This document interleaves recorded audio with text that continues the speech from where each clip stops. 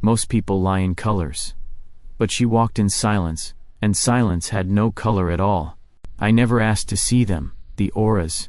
They just appeared one day, like bruises in the air, clinging to people's skin. Guilt showed up in a muddy green that churned around their heads. Grief was a bruised purple that pulsed with every heartbeat. And lies. Lies were fluorescent, ugly things. They burned. It started after a patient of mine, Claire, stabbed her husband. She said she blacked out. Said she didn't remember. I believed her. I should have seen it, I tell myself. The lies. The silence that wasn't silence at all. But back then, I didn't see anything. Then, one night, I woke up choking on color. And since then, I've been cursed with truth. People's emotions smear the room before they even open their mouths. My office is designed to look warm. Soft-toned walls, honey-colored lighting, a ticking grandfather clock in the corner. Even the couch is too plush on purpose, like it's trying to swallow your secrets. And me? I sit in a deep green armchair and pretend that I still believe people want to heal. Most days I don't. Today the air was restless before she even walked in. I looked up from my notes when the door opened. She stepped inside like she didn't belong to the world at all. She wore black, tailored, severe. No purse, no coat. Nothing that gave her away. Her hair was dark, pulled back too tightly, exposing sharp cheekbones and an unreadable face. But it wasn't the way she looked. It was the way she didn't feel. There was no aura. Not even a flicker. I blinked. Adjusted my glasses. Sometimes they flickered in slowly, especially with people on meds or those who dissociate. But no. She sat down across from me, legs crossed, hands still.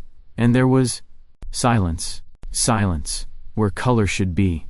"Is this your first time in therapy?" I asked, watching her closely. She tilted her head slightly. No. Her voice was cold, flat, but not unfriendly. Like a violin string that had never been played. Perfectly tuned, but untouched. "What would you like to talk about?" She looked out the window instead of at me. The city was humming outside. Cars, heat waves, tired summer air. "I don't dream anymore," she said. "Did you used to?" She nodded slowly.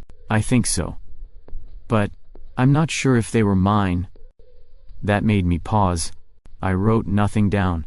My hands stayed still. How long has that been happening? Since I started noticing people lie. The words hit harder than they should have. She said it like someone reciting weather conditions. Like it didn't matter. "And how does that affect you?" I asked. She smiled. "Barely. It doesn't. It just makes me want to understand why they bother." I leaned forward slightly. "That's an unusual reason to come to therapy. I suppose I'm an unusual patient." Still, nothing. Not even a flicker of emotion. Most people, even the shut-down ones, glowed with anxiety, or gave off flickers of shame. She was just a hole in the air. "Do you believe you're capable of lying?" "Of course," she said. "But I choose not to. It complicates things." "You prefer simplicity?" "No. I prefer control." I should have ended the session there, or at least asked for her emergency contact. But something kept me still. A strange pull, like gravity. She didn't feel dangerous. But she felt like a locked door in a burning house. "What name should I use for my notes?" I asked finally. She paused. Then, "Sarah." It was a lie. I didn't need the colors to know. It was in the air. The way the word landed like a borrowed coat. I nodded anyway. "Sarah," I said, "if you were being completely honest with me right now, what would you say?" She looked at me for the first time. Fully. And I swear, in that second, something shimmered, like a reflection on black glass. She said softly, "If I were human, I'd call this love. But I'm not. So let's just call it inconvenient." Then she stood up and left without waiting for the session to end. And I sat there, staring at the space where she'd been, wondering what the hell just walked into my life. There is no warmth in the apartment I chose. Just grayscale. The walls are the color of ash, the furniture industrial and angular. I don't own anything soft, no pillows, no books, no art. No traces of existence. Only a single drawer beside the bed holds something personal, a long, silver-bladed knife, cleaned but not forgotten. Humans fill their lives with clutter to feel real, to anchor their identities to things. I've never needed that. I wasn't born, I was made. They call us correctors, creatures shaped from silence and shadow, pulled into this plane when balance is disrupted. Not all humans are meant to survive. Some slip through by accident. A moment missed, a fate dodged. When that happens, we erase the glitch. And Alec Wren was a glitch. He wasn't supposed to survive the night his patient snapped. He should have bled out on the floor of that office, next to the man she killed. But something interfered, something small and invisible, some ripple in the weave of death. And now he walks around seeing things he shouldn't, feeling things he shouldn't. It wasn't my first mission. I've removed priests, politicians, a child once. Though I asked for reassignment on that one. I never flinched, never doubted. Until I stood across the street from his apartment, watching the warm lights flicker through the blinds. Until I stepped into that office and sat on that too-soft couch and he looked at me like I was real. He didn't know what I was. Of course not. But he looked straight into the hollow space where most people flinch away. He didn't run. He leaned in. That was the first time my hand didn't move. I was close enough to end it. After the session, when he walked down the stairs alone. No cameras. No witnesses. I'd done it 100 times. But when I raised the blade, something in my chest tightened. He turned around suddenly, looked over his shoulder like he knew I was there. And he smiled. Not the polite kind. Not the wary kind. A real smile. Small. Barely there. I vanished before he could say anything. That was 3 days ago. Since then, I've returned twice.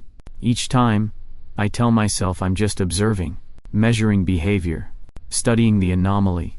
But each time, I sit a little longer, I say a little more. And each time, he draws closer. I shouldn't be letting this happen.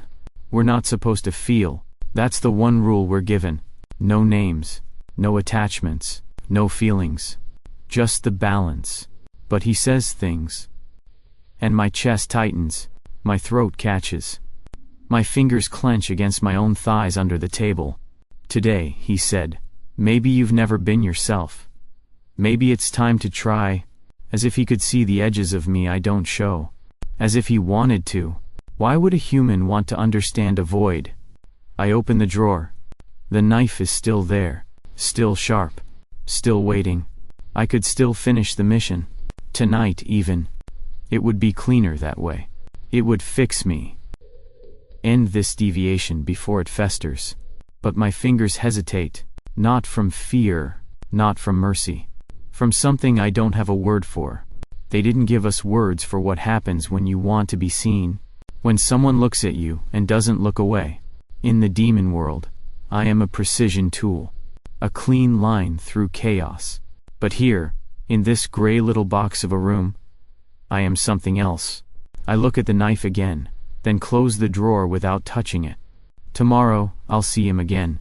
Not because the mission demands it, because I want to know what color he sees when I speak. The rain had been falling all day. Not the kind that cleanses or soothes, just a steady, tired drizzle that blurred the city into charcoal smears behind the glass. I dimmed the lights in my office early that evening. Let the glow from the street lamp outside spill in, painting shifting lines across the carpet and her face. She was already there when I entered. Early again. Always early. Same black clothes. Same posture. But something about her seemed softer. Or maybe I was just imagining softness where I needed it to exist. I sat across from her, notebook unopened on my lap. I hadn't taken a single note on her in the last 3 sessions. Do you believe in patterns? I asked. She tilted her head. Mathematical ones? Or emotional ones? Either. Both. She considered. I believe most humans like the idea of patterns. It makes the chaos feel less fatal. I nodded. My brother believed that too. A flicker of something in her eyes. Not recognition. She never flinched. But awareness. Luke, I said. He died 2 years ago. They called it a break-in gone wrong. No signs of a struggle, no missing items, just dead. She said nothing, just watched me. The thing is, I went on, Luke was paranoid. Alarm systems, panic buttons, weapons under the bed. No way someone got in without him knowing. I leaned forward. Her face was lit unevenly. One half gold from the streetlight, the other in shadow. No aura, I murmured, mostly to myself. No tells, no ticks. But you don't blink when you lie. She raised a brow, amused. You don't lie, I clarified. You withhold, you sidestep. But you never fabricate. It's almost admirable. Almost? It's also terrifying. She smiled. I'll take that as a compliment. It was the first real smile I'd seen from her. Not mocking, not forced, just a slight, genuine twitch at the corner of her mouth. Have you always been this unreadable? I asked. I've always been efficient. That's not what I asked. She leaned back slightly, crossing her legs. Then no, not always. I used to be too open. It got messy. Messy how? A pause. Then attachment, empathy, curiosity. None of it served the mission. The way she said mission, like it meant something clinical and final, made my stomach tighten. Is that what I am? I asked. A mission? She didn't answer. But she didn't look away either. So, I said carefully, this is you being open again? She snorted softly. Let's call it a test run. Something shifted. The air between us wasn't just clinical anymore. It pulsed with an unspoken truth neither of us wanted to touch. She was changing, or maybe just unfolding. And I was letting her. You know, I said, you're developing a sense of humor. She gave a slow blink. Is it working? I smiled. Not bad for someone who once asked me if dreams were stored in the liver. Her lips twitched again. Still not convinced they're not. There it was. Sarcasm, playfulness, humanity in small deliberate cracks. I leaned forward, elbows on knees. I think you've never been yourself with anyone before. Not really. Why do you think that? Because I've spent my entire adult life watching people build walls. But yours, you don't even know you're inside one. She went still. I expected a deflection. A quip. A sharp return. But instead, she said quietly, maybe. But what if myself isn't someone you'd want to meet? I held her gaze. Let the moment breathe. Then I'll decide for myself, I said. But I'd rather meet you than keep guessing what's real. Outside, the rain kept falling, steady as ever. Inside, something in her flickered. On an aura. Not yet. But maybe. A beginning. I didn't expect to see him outside the office. Especially not here. This warm little place tucked between a bookstore and a laundromat, where jazz whispered from overhead speakers and the lights glowed amber through stained glass lamps. I wasn't following him. At least, not consciously. I told myself I was blending in. Learning human rituals. Observing social rhythms. But then I stepped into the bar, and he was there. Alone. Back corner. A book in one hand, a glass of red wine in the other. He looked up. Our eyes met. And he smiled like he'd been expecting me. I hear the Sera's decent, he said, gesturing to the bar stool across from him. Want to test that theory? I should have left. Instead, I walked over and sat down. The seat was too soft. The air smelled of leather, rain, and old wood. Every surface was touched by warm shadow. The bartender approached. Alec ordered another glass. For me, I didn't protest. When the wine arrived, I studied the glass like it was a weapon. Swirled it the way I'd seen others do. Watched the liquid catch the light, deep red, almost black at the center. Have you had wine before? He asked, amusement tugging at his lips. I lifted the glass. Not really. He leaned in. That's a no. I took a sip. Warmth bloomed across my tongue. Tangy. Earthy. Sharp at the edges. I didn't expect the rush of sensation. The way it curled behind my teeth, spread down my throat, left a strange brightness in my chest. I blinked. Well? He asked. I think I'm confused. He laughed. It wasn't loud, but it was real. That's the correct response to Syra. I took another sip. We talked about nothing and everything. He asked if I'd ever seen Casablanca. I said no. He quoted it anyway. Something about missing a plane and a beautiful friendship. I said it sounded like a bad trade. He smirked. Maybe. But sometimes it's the goodbye that matters. I watched him speak, the way his hands moved with words, the way his eyes scanned the room between sentences. Always alert, always aware. And then I noticed it. He was watching people the way I used to. With curiosity, with care. He caught me staring. What? You look at people like they're puzzles, I said. He raised an eyebrow. And you look at them like they're ghosts. I don't mean to. He leaned forward. You've got a strange sense of detachment, you know. Like you're here, but not of here. Maybe I'm just a good observer. Maybe you're afraid to participate. I should have shut it down. Instead, I said, what makes you think I'm afraid? Because every time you feel something you freeze. Like just now.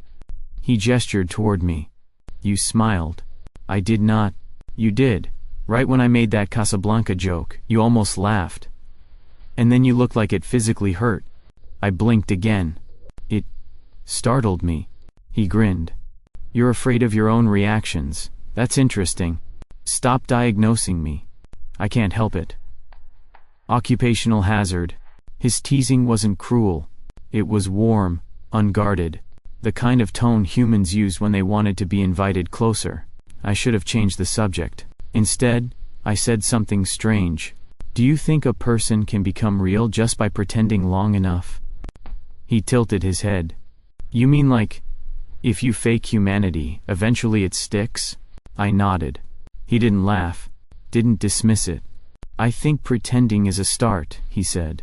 Sometimes it's the only way we find out what we're capable of.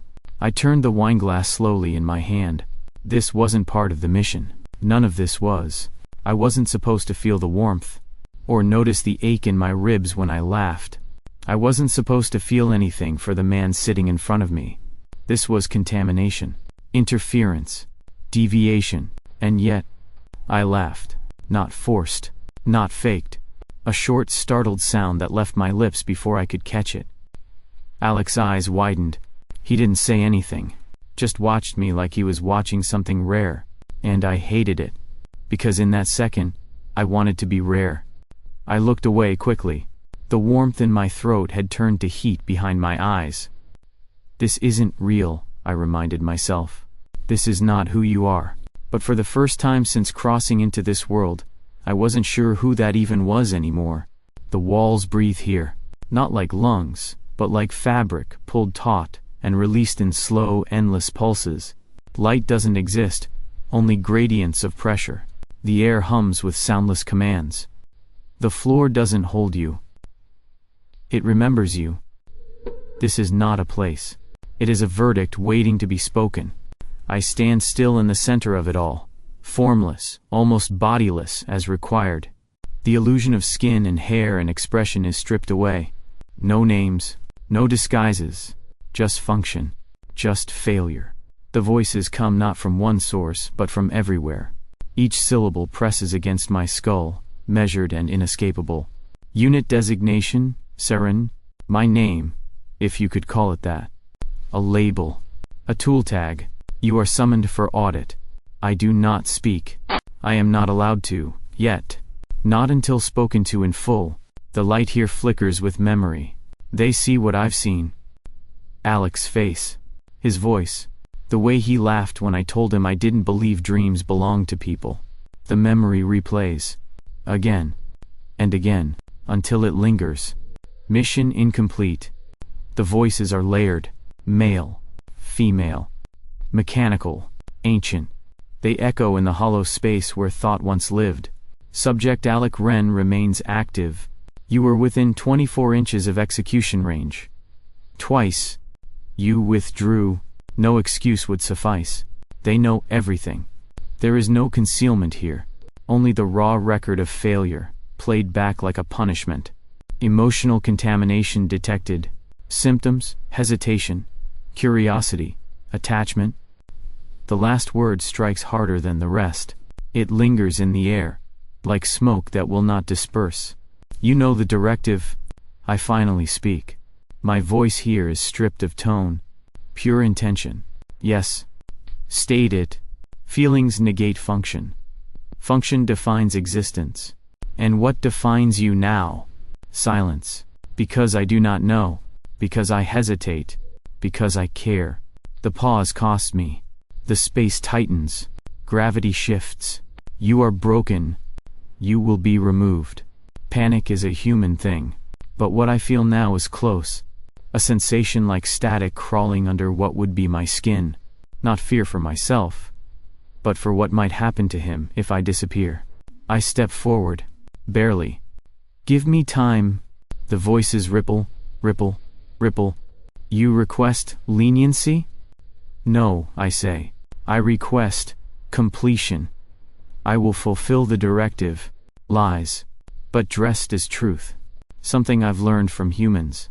A pause follows. The walls still. The pulse softens. You have 48 hours. Subject must be neutralized. Failure to comply will result in your permanent unmaking. No further review. No delay. No contact. Return. And just like that, I fall. Not through space, but through layers of density, through veils of weight and memory and consequence. Until I'm back, in the human world. In skin that suddenly feels too tight, breath that catches too fast. I stand in the rain outside Alec's building. It's cold. Real. Sharp against my wrists. I watch his silhouette move past the lit window upstairs. He's alive. Still laughing at things I don't understand. Still quoting old films. Still offering me choices I was never meant to have. I'm supposed to kill him. Instead, I feel something I was never trained to name. I feel afraid. Not of dying. Not even of erasure. But of what I'll lose when this time runs out. The apartment is quiet, save for the soft hum of my aging laptop. It's past midnight. Rain taps the windows like a persistent thought. The screen glows weakly, illuminating a cluttered desktop of old folders and forgotten notes. Most of them left untouched since Luke's death. I never deleted anything. I told myself it was grief. But maybe it was something else. Some instinct that not everything had been answered. Tonight, I find something I don't remember saving. A folder titled simply, "In Case." Inside, a single file. A scan of a letter in Luke's handwriting. Slanted, sharp, always in black ink. Alec, if anything happens to me, look for the one without color. She won't have an aura. That's how you'll know she's not like us. She's not human. Don't trust her. But don't ignore her either. She's the answer. And the threat. L. My hands tighten around the edge of the keyboard. My breath stays shallow. He knew. I don't know how or when or why, but he knew. And he was trying to warn me. The next morning, she's right on time. Just like always. Sleek. Composed. Wrapped in that same black coat like armor. But now. I know. And I need to see how much she's hiding. She sits across from me. And I don't open the notebook. I don't ask how she's been. I start telling a story. I had a dream last night, I say casually, leaning back in my chair. About my brother. Her posture doesn't change. But I catch the smallest shift in her eyes. He was sitting in the hallway of my old apartment, holding a letter. I walked past him and he said, "Don't let her fool you. She smiles when she lies." Nothing. So I keep going. In the dream, I turned around and asked who he meant. But he was already bleeding. From the throat. Still nothing. But her hands, folded neatly in her lap, have gone still. Too still. And then someone stepped out of the shadows, I say. A woman.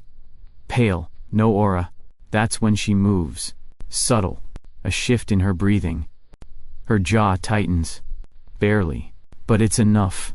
I lean forward. She looked like you, I say softly. A full second passes. Then another, And she speaks. "You're lying." I smile gently. "I am." Her eyes narrow. "Why?" "To see what happens when you get scared." Her face hardens. "I don't get scared." "You do," I say. "You just don't know what to call it." She stands up abruptly, walks toward the window, arms crossed tight against her chest. Outside, the city is alive with sound, horns, rain, distant laughter. But inside, the air has changed. I wait. "I warned you," she says finally, voice low. "You shouldn't trust me." "I don't," I say. "But I do believe you haven't killed me yet. And that counts for something." She turns back.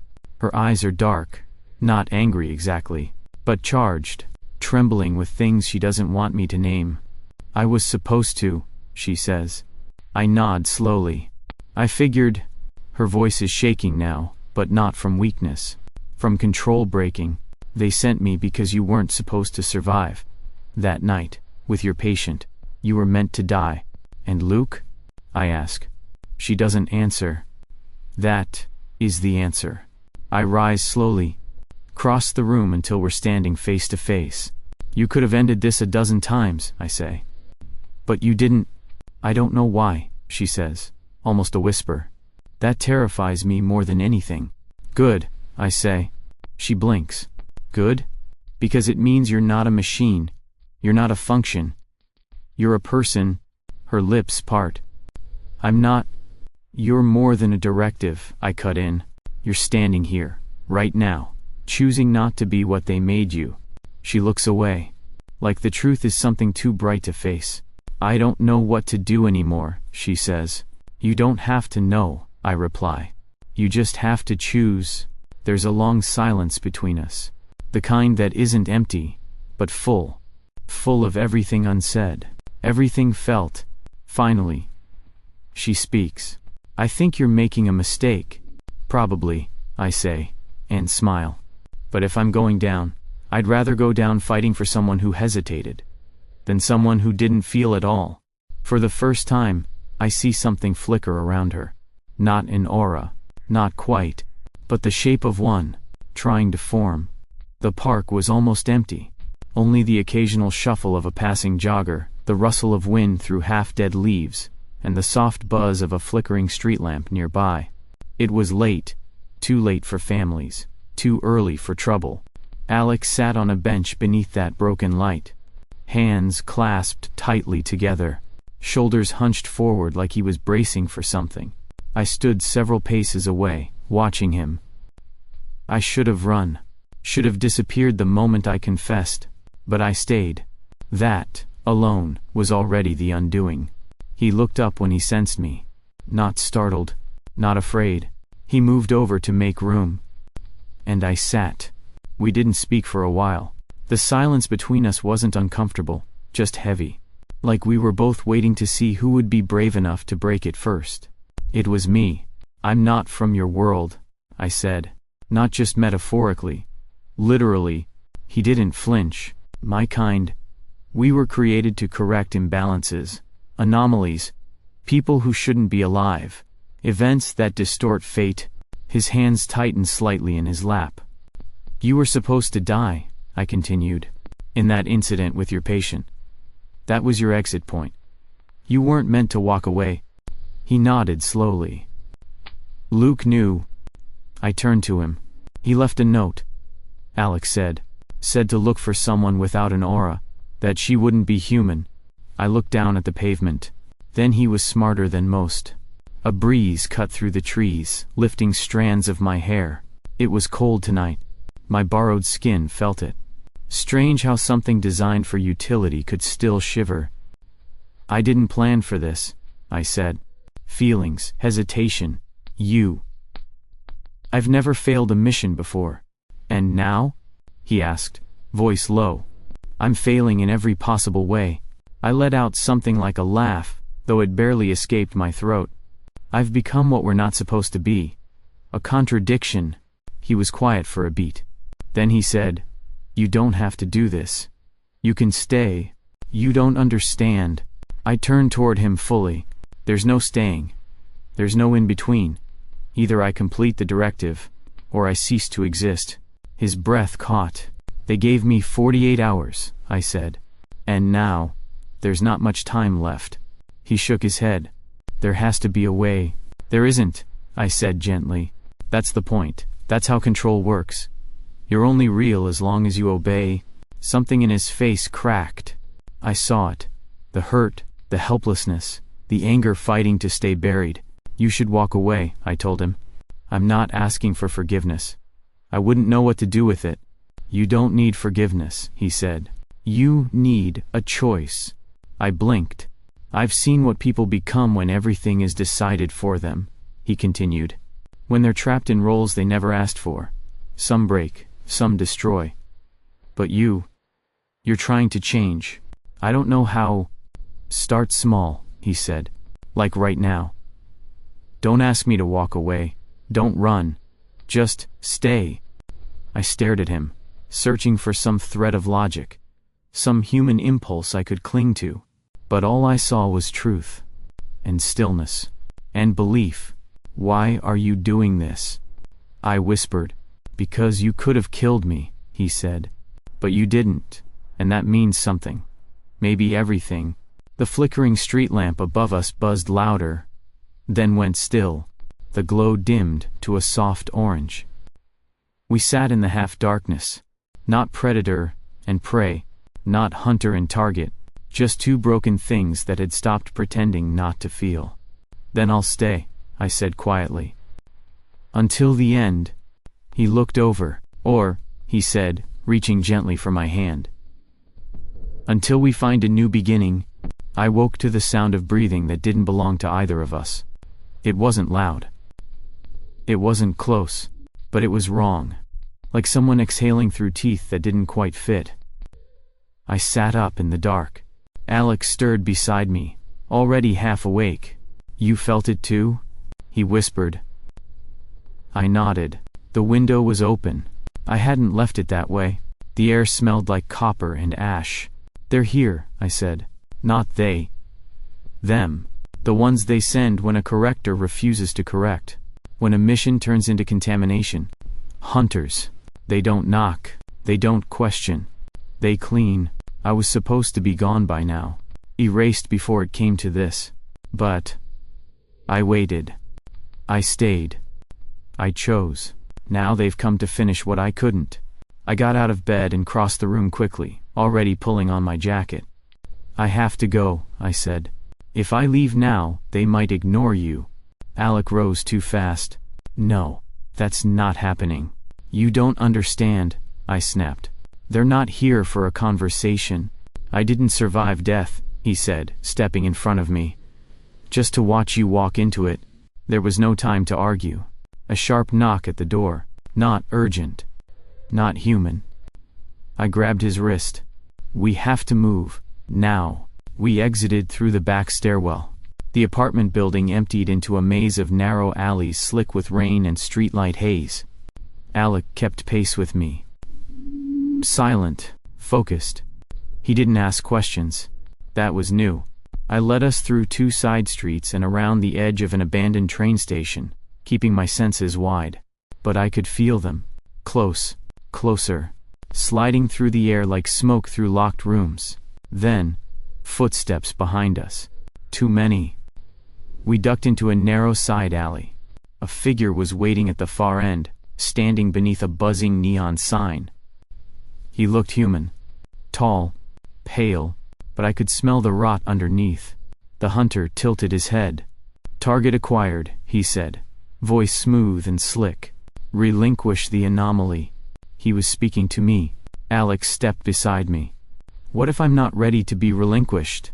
The hunter blinked slowly. You were never meant to be anything more than a note erased. And yet, Alec replied, here I am. Another figure appeared behind us. Cornered. I turned to Alec. We can't outrun them, then we'll outsmart them. He moved past me, just one step, and turned to face the figure behind. Then something strange happened. He squinted, studied the man, and said, you're lying. The hunter froze. You said you're here to maintain balance, Alec went on. But that's not the truth. The air shifted. The lie hung there like a foul scent. I don't know how I know that, Alec murmured, eyes locked on the figure. But I do. My breath caught. He was using it. The thing that started the whole spiral. The ability to feel the shape of truth. Not just emotion, but intention. He turned back to me. I think I can feel which way they'll move. If I can track their intentions, we might make it out. Are you sure? No. Then let's go anyway. We bolted. Through alleys, down side streets, past blinking signs and rusted fences. And every time a shadow twitched too near, Alec whispered, "Left, or not yet, or don't trust that one." And he was always right. By the time we reached the bridge at the edge of the city, my lungs burned, but my hands were still locked in his. We collapsed behind an old delivery truck, breathing, alive, still hunted, but together. The building was already crumbling when we got there, bricks missing from the outer wall, broken windows like hollow eyes. Some long-forgotten warehouse at the edge of the city. No cameras, no people, just dust and silence. But inside, the air shimmered like heat off pavement. Reality wasn't stable here. This was a chosen place, a threshold between two worlds. They were waiting. 3 of them now, hunters, no longer wearing the illusion of skin. Their forms flickered in and out like broken film, faces blurring with movement, voices layered over each other like echoes in a wind tunnel. Seren. My name no longer sounded like mine. You have failed. You've defied directive, contaminated the anomaly, abandoned function. I stepped forward. Alec tried to stop me, but I shook my head. I'm not here to beg, I said, voice sharp and steady. I'm here to make a trade. The shimmer pulsed harder around us, like the space itself disapproved. The lead hunter moved closer, taller than I remembered, less human now. You have nothing to offer. I do, I said. I offer myself. They stilled. I'll surrender my designation, my rank, my memory of the directive, all of it. I'll break the link to this realm. I'll sever every tether to your system. The air thinned, cold and biting. In exchange, I said slowly, you let him live. You erase the mark. You never touch him again. Behind me, Alec whispered, no. But I kept going. I'll accept exile, I said. Unmade from the inside. A shell. No longer demon. No longer useful. Just gone. You understand the cost. I do. The hunters moved like smoke, circling, calculating, measuring my sincerity. You will not return. You will not belong. I never did. They paused. Then, accepted, and it began. The moment the words were spoken, I felt it, something deep and cold tearing loose from within me. Not pain exactly, but absence. Like memories being pulled from bone. Like language falling apart in my mouth. The shimmer around me cracked. The light in my chest, the one I never admitted I carried, dimmed. And then, silence. The hunters vanished. No sound. No flare.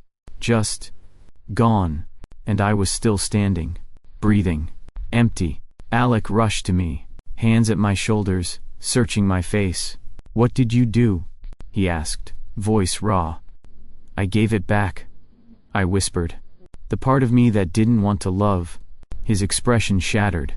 And then he pulled me close, not like I was fragile, but like he was afraid to let go. You're still here, he said. I don't know what I am now, I admitted. He pulled back just enough to look at me. You're not a directive, he said. You're not a mistake. You're not a weapon. He took my hand. You're just mine. The air no longer shimmered. The space no longer shifted. It was just a ruined building now. Dust, brick, wind in the cracks. But to me, it felt like the beginning of something holy. The kettle whistles just as the morning light hits the kitchen window. Steam curls up, catching the golden sunlight like smoke from another life. I lift it off the stove, pour water over loose tea leaves and glance outside. Alec's on the back porch, laptop balanced on one knee, headphones around his neck. He's nodding at someone on screen, smiling gently, focused. He always looks like that when he's working. Even through pixels, he makes people feel seen. The ocean hums in the distance, a steady rhythm behind it all. Waves folding over each other like pages being turned slowly. There's salt in the air, rosemary in the planter box, and warmth where there used to be cold. I carry the tea out to him and settle beside him on the wooden step. The boards creak slightly under our weight, but they don't protest. This house was old when we found it, but it holds us well. He ends the session and closes the laptop. "You were watching again," he says without looking at me. I sip my tea. "You have a very expressive forehead." He smiles without turning his head. "You say that like it's a flaw." It is. I can read your thoughts just by the way your eyebrows move. He finally looks at me. "Is that a leftover skill from your previous profession?" "Maybe," I say. "But I prefer this one." He gestures at the planters. "And what exactly is this profession?" "Retired assassin turned herb gardener," I reply. "The market's small, but passionate." He laughs softly. The kind of laugh that lives in the chest, not just the throat. We sit like that for a while. Quiet. Together. Not filling the silence. Just letting it live with us. Then he asks, "Do you miss it?" I know what he means. The power. The precision. The clarity that came from being a blade with a purpose. Sometimes, I admit, it was simple. Cold, but simple. No doubt, no weight. He nods. "But," I add, "I have something better now." "What's that?" I look down at our hands. His fingers tangled in mine. The power to choose. He squeezes my hand once. "That's all any of us ever really wants," he says. "Not to be saved. Just to choose." The wind shifts slightly, brushing his hair across his forehead. I tuck it back gently, and he leans into the touch without hesitation. There are moments when the past tries to call us back, dreams that feel too real, shadows that stretch too long. But here, in this small house by the sea, we've built something quiet, something true. He still hears truth like it hums under the skin. I still move through the world like it might disappear beneath me. But we are learning, every day, a little more human. Not by nature, by choice. The kettle whistles again inside. A reminder that time moves even here. He stands, stretches, then offers me his hand. "Come on, you promised to show me how to repot the thyme. Only if you promise to stop watering the basil like it owes you money." "No promises," he says, grinning. We step inside, sunlight trailing behind us, and I think we weren't saved. We just stopped letting the world decide who we had to be.